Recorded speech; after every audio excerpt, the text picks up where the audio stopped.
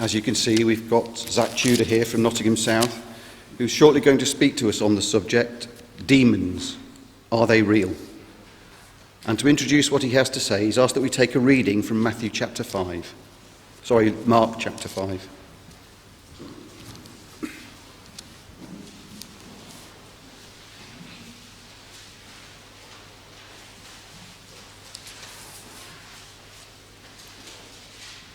we're going to read Mark chapter 5 and the first 20 verses.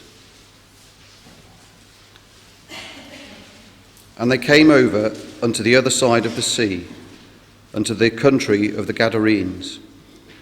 And when he was come out of the ship, immediately there met him out of the tombs a man with an unclean spirit, who had his dwelling among the tombs, and no man could bind him, no, not with chains, because that he had been often bound with fetters and chains, and the chains had been plucked asunder by him, and the fetters broken in pieces. Neither could any man tame him. And always, night and day, he was in the mountains and in the tombs, crying and cutting himself with stones. But when he saw Jesus afar off, he ran and worshipped him, and cried with a loud voice, and said, What have I to do with thee, Jesus, thou Son of the Most High God? I adjure thee by God, that thou torment me not.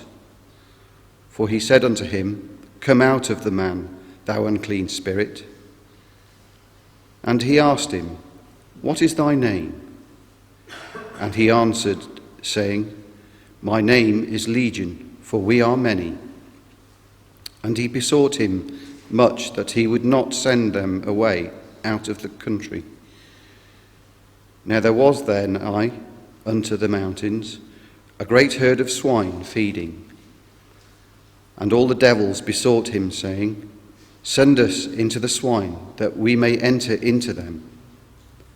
And forthwith Jesus gave them leave, and the unclean spirits went out and entered into the swine, and the herd ran violently down the steep place into the sea. They were about 2,000, and were choked in the sea. And they that fed the swine fled, and told it in the cities and in the country. And they went out to see what it was that was done. And they come to Jesus, and see him that was possessed with the devil, and the legion and they came unto Jesus, and see him that was possessed with the devil, and had the legions, sitting and clothed, and in his right mind, and they were afraid. And they that saw it told them how it befell to him that was possessed with the devil, and also concerning the swine. And they began to pray him to depart out of their coasts. And when he was come unto the ship, he that had been possessed with the devil prayed him that he might be with him.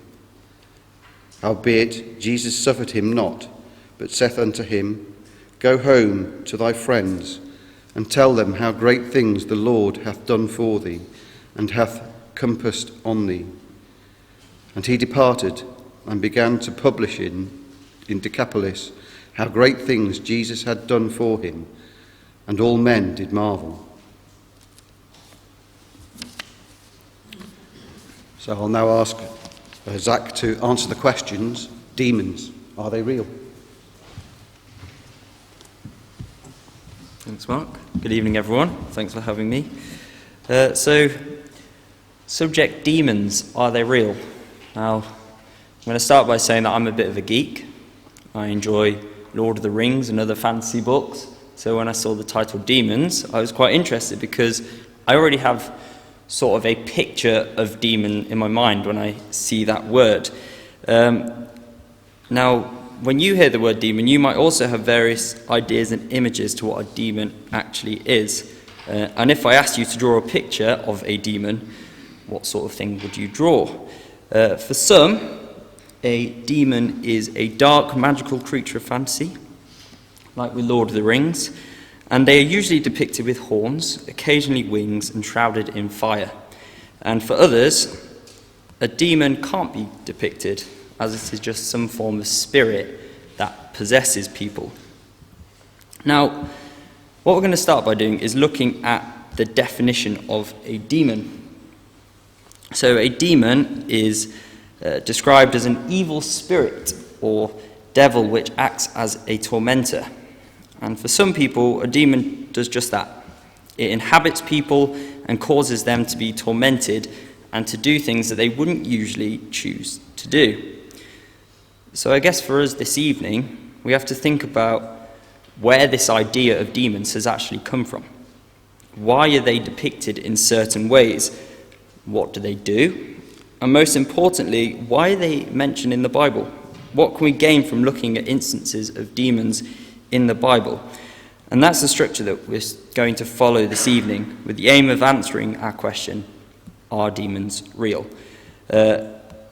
Now, I'm using the New King James Version, and if you've got the King James Version, the word for demon is translated as devil.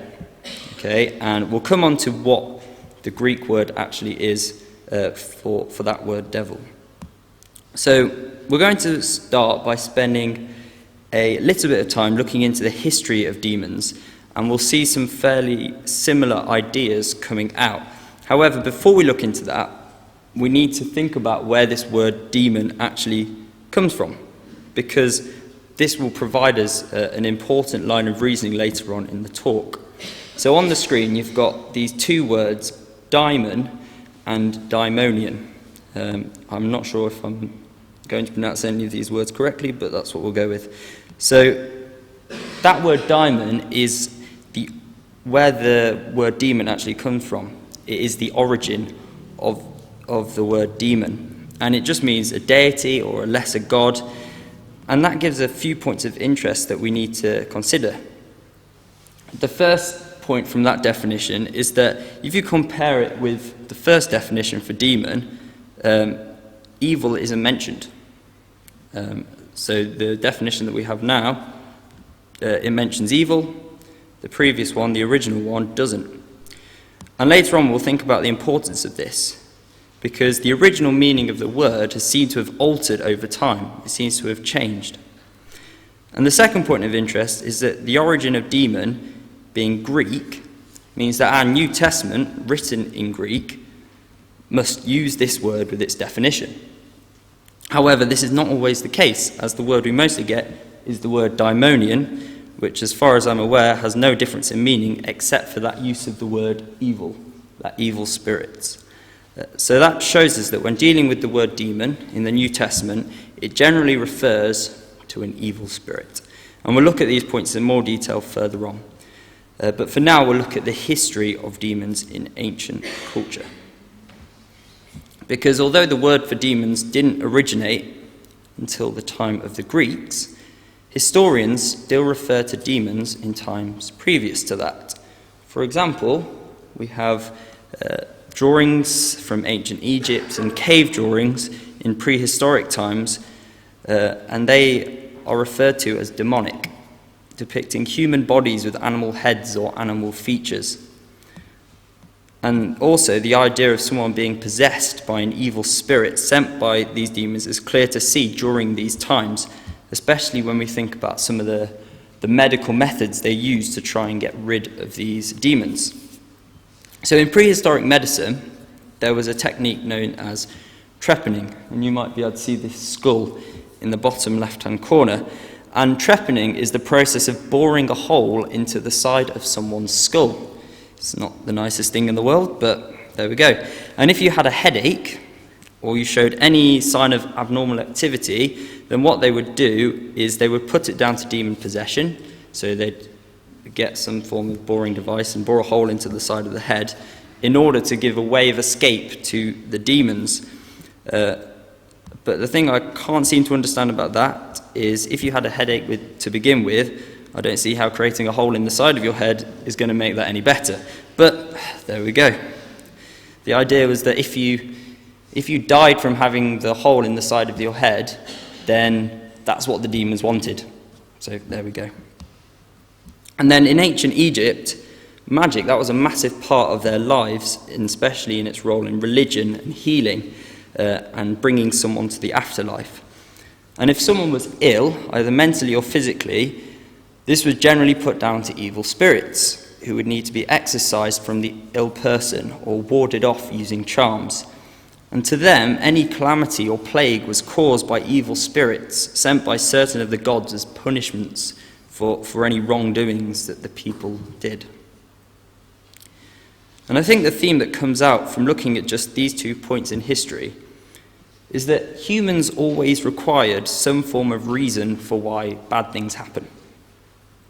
Back then, it made sense that chaos had to come from some evil spirit who wanted to exercise torment on its victims. And what we'll see is that people in the time of Jesus had a similar view. But we'll come to that in a bit. Firstly, I want us to have a look at that definition for the Greek word daimon that we considered. So it describes a spirit, a deity, or a lesser being who could either be good or evil. Now, because of this, so the fact that they could either be good or evil, the spirits are split into 2 categories. So you've got the eudemons and the cacodemons. So the eudemons, or good spirits, are effectively angels. And they are the guardians of humans, and they give them advice and protection. And then the cacodemons, or evil spirits, are the opposite. They cause humans to do the things they wouldn't choose to do. And overall, both spirits have an effect on the thoughts and emotions of the people they inhabit. So far we've seen from history that humans used to believe that demons possess people, they cause this chaos. And if there is some form of natural disaster or plague, it's the fault of a demon. If someone is mentally or physically unwell, it's also the fault of a demon. If you make bad choices, it's the fault of a demon. And this idea of someone being mentally or physically unwell due to a demon that's believed to be the case during the time of Jesus, so not long after the times of the ancient Greeks. So what we're going to do is we're going to turn to our Bibles to see some of the records of demons in the New Testament. And the first one that we'll turn to is in Matthew and chapter 8.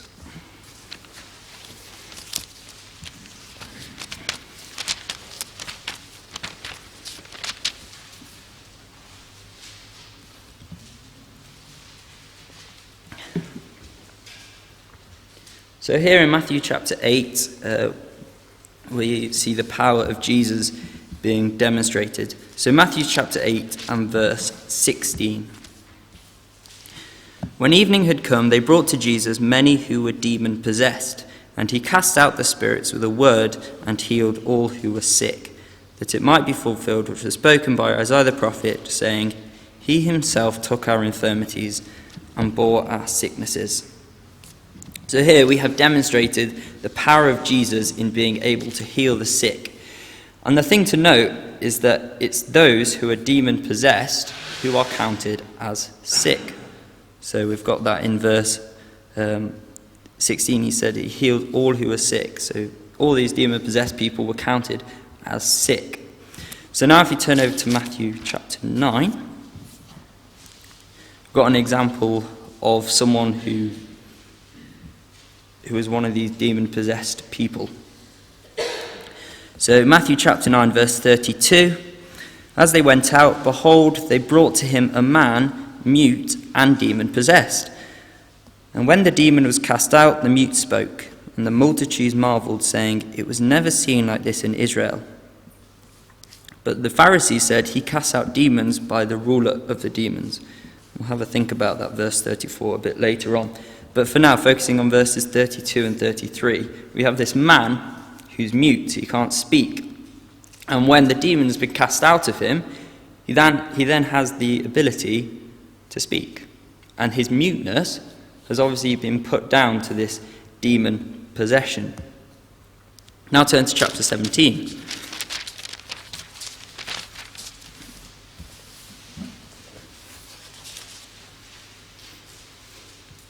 So far we've thought about sick, we've thought about physical disability, and now we'll think about an instance of an epileptic. So Matthew chapter 17 and verse 14. And when they had come to the multitude, a man came to him, kneeling down to him and saying, Lord, have mercy on my son, for he is an epileptic and suffers severely, for he often falls into the fire and often into the water. So I brought him to your disciples, but they could not cure him. Then Jesus answered and said, O faithless and perverse generation, how long shall I be with you? How long shall I bear with you? Bring him here to me. And Jesus rebuked the demon, and it came out of him, and the child was cured from that very hour.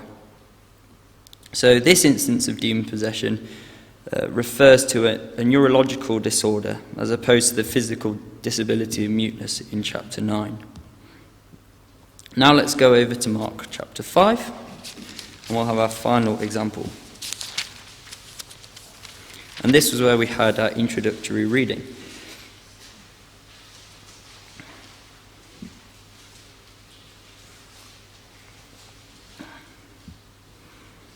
So we're going to read about this demon-possessed man, and we'll start at verse 1. Then they came to the other side of the sea, to the country of the Gadarenes. And when he had come out of the boat, immediately there met him out of the tombs a man with an unclean spirit, who had his dwelling among the tombs. And no one could bind him, not even with chains, because he had often been bound with shackles and chains. And the chains had been pulled apart by him, and the shackles broken in pieces. Neither could anyone tame him. And always, night and day, he was in the mountains and in the tombs, crying out and cutting himself with stones. So this man is obviously troubled. There are things going on in his head which are causing him to be violent, show extreme strength, and causing him to cut himself. And then in verse 9, when Jesus is removing the demon from him, Jesus asked him, What is your name? And he answered, saying, My name is Legion, for we are many.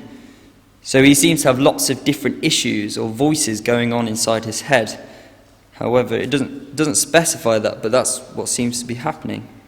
And then Jesus cast the demons into the pigs, as we read earlier. So verse 11, Now a large herd of swine were feeding there in the mountains. So all the demons begged him, saying, Send us to the swine, that we may enter them. And at once Jesus gave them permission. Then the unclean spirits went out and entered the swine. There were about 2,000. And the herd ran violently down the steep place into the sea, and drowned in the sea.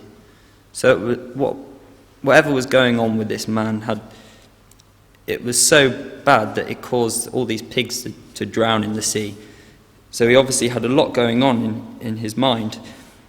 And then when Jesus heals him, in verse 15, they came to Jesus and saw the one who had been demon-possessed and had the legion, sitting and clothed and in his right mind. And they were afraid. That last bit about them being afraid is quite sad, because this man, who was the cause of fear for the people when he was mentally unwell, is still a cause of fear now when he is in his right mind. And I think that shows us how unwell he actually was. But he's in his right mind, so he had mental illnesses, and now he is in his right mind, and Jesus has removed those illnesses from him. So what we can see from those 4 examples of demon possession is that any illness, whether physical or mental, was denoted to having a demon. And there are other examples in the New Testament of demon possession, all of which tell similar stories. Someone unwell is described as being demon possessed. Jesus casts out the demon, and then the person is better. It always follows that process. Now, one thing we have to bear in mind when looking at these incidents is the fact that people in those days put these illnesses that Jesus healed down to demons. That's how they described them. And we saw from looking at medicine in prehistoric times and in ancient Egypt that the doctors of the day would try every which way to get rid of the demons from the ill person, because to them there had to be some form of evil spirit causing the issues and causing this chaos. And the reason that's important is that nowadays we have ways of understanding different issues. Technological advances have allowed us to understand more about our brain, more about our bodily functions, more about DNA, natural disasters, plagues, and much more. And the way modern society functions is that if there is a problem, then there has to be a scientific reason for why it has come about. Relating it to current times, thinking about the coronavirus, as soon as that started spreading, scientists looked into it to find out what caused it and whether we can prevent or cure it. And although it does happen, you rarely hear of people blaming demons for sending their evil spirits upon the world to punish us. It's something we don't hear. And when we read of someone being demon-possessed in the time of Jesus, that is purely the way that they would describe the person who was ill. And Jesus had the power to get rid of those illnesses. And when we hear of people who are sick, or we are sick, we pray to God that he heals the sick, because we know that he has that power. We know that Jesus has that power we know that God has that power to remove sickness. So thinking about Jesus having the power to remove illness, let's look at Matthew 12. We saw a similar incident in Matthew 9, but we're going to look at Matthew 12.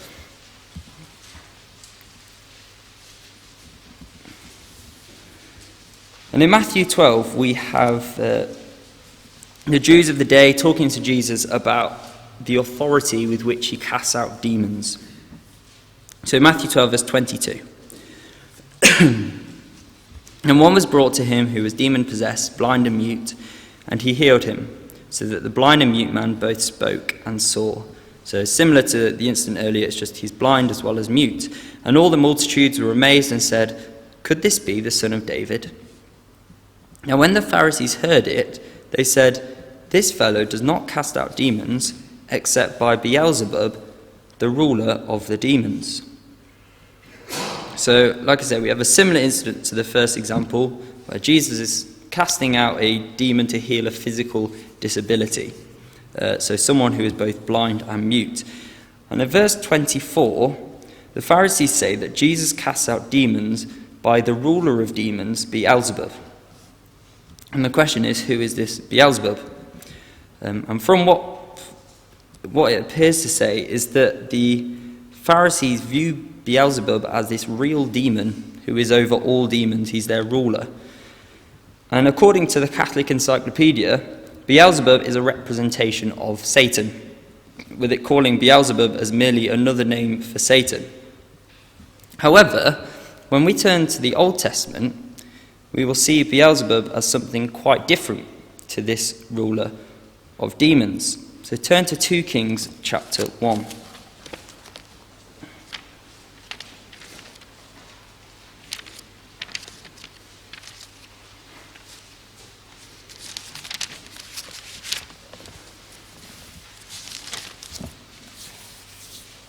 So 2 Kings chapter 1 is where King Ahaziah has injured himself, and he wants to know whether or not he will live, and he inquires of this god, Beelzebub. So 2 Kings 1, and we'll start at verse 2. Now Ahaziah fell through the lattice of his upper room in Samaria and was injured. So he sent messengers and said to them, "Go, inquire of Beelzebub, the god of Ekron, whether I shall recover from this injury." But the angel of the Lord said to Elijah the Tishbite, "Arise, go up to meet the messengers of the king of Samaria, and say to them, Is it because there is no God in Israel that you are going to inquire of Beelzebub, the god of Ekron? Now therefore, thus says the Lord, you shall not come down from the bed to which you have gone up, but you shall surely die." So Elijah departed. So this God, who is, according to the Pharisees, a ruler of demons, and according to the Catholics, a representation of Satan, has its origins in Philistine religion. He is known to the Philistine as the Lord of the Flies, or the Dung God. So it's quite different to this representation of Satan. And because Ahaziah looks to this God of the Philistines, as opposed to the God of Israel, he is told that he will die from his injuries. And this isn't the first time the Jews have looked to God other than the true God. When in the wilderness the Jews built a golden calf. Well, they built golden calf idols to worship for delivering them from Egypt. And every time they do something like this, God has to teach the children of Israel that these gods of the Gentiles are worthless and they don't do anything. Have a look at Psalm 115.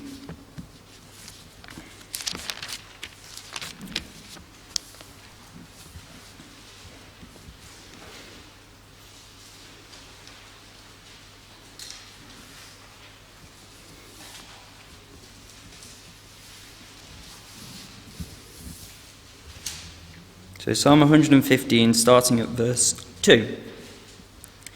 Why should the Gentiles say, "So where is their God?" But our God is in heaven. He does whatever he pleases. Their idols are silver and gold, the work of men's hands. They have mouths, but they do not speak. Eyes they have, but they do not see. They have ears, but they do not hear. Noses they have, but they do not smell. They have hands, but they do not handle. Feet they have, but they do not walk. Nor do they mutter through their throat. Those who make them are like them. So is everyone who trusts in them.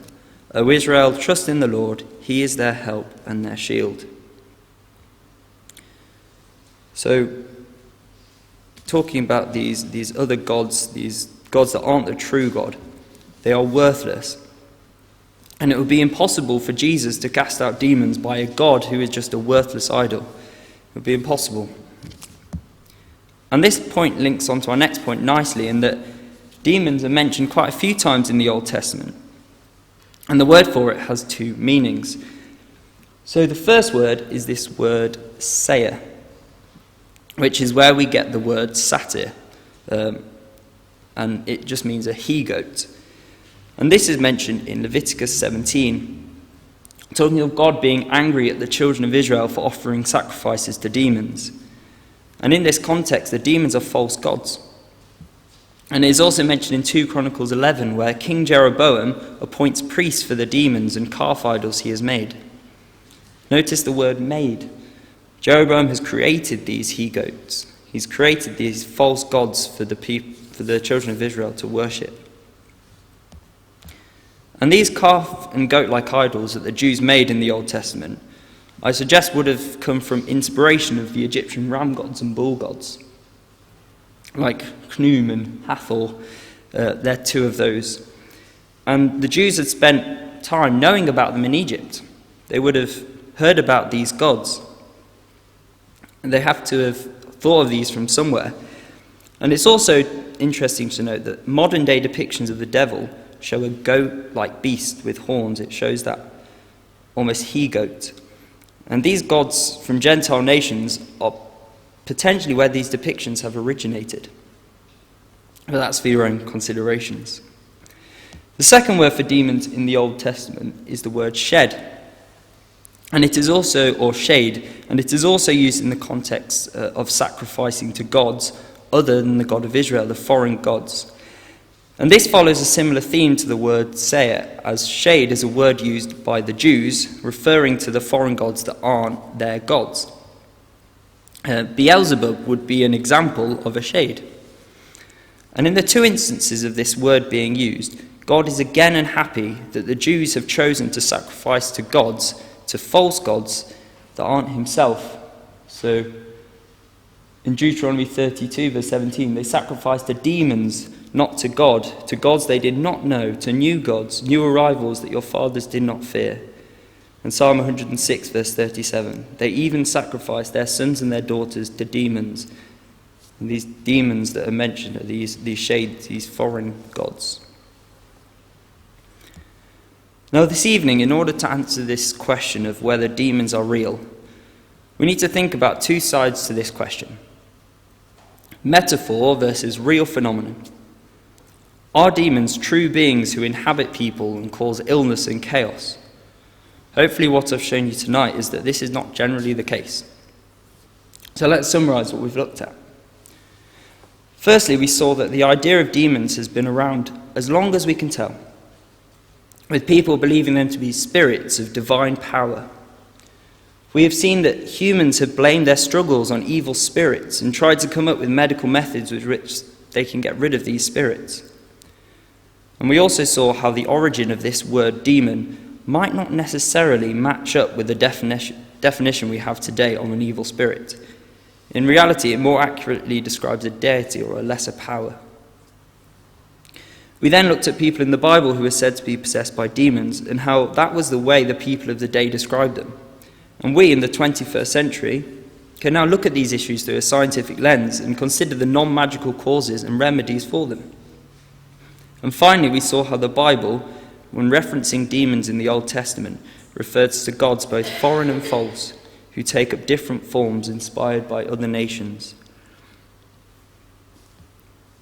And in all of this, as well as trying to answer the question of whether demons are real or not, there are some lessons that we can take for ourselves.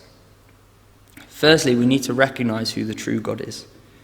We need to worship him, making sure that we don't give our attention to the distractions in the world. Secondly, we need to look to God to heal us from all sickness, because we are all sick. We all die, and it's because of sin. Jesus refers to sinners as being sick, and just like he was able to remove all illnesses through the power given to him by God, he was able to get rid of our sin through his sacrifice on the cross. We just need to make sure that we believe in him and his saving power. So I'll leave you with this verse from Mark 2, which says that those who are well have no need of a physician, but those who are sick. I did not come to call the righteous, but sinners to repentance.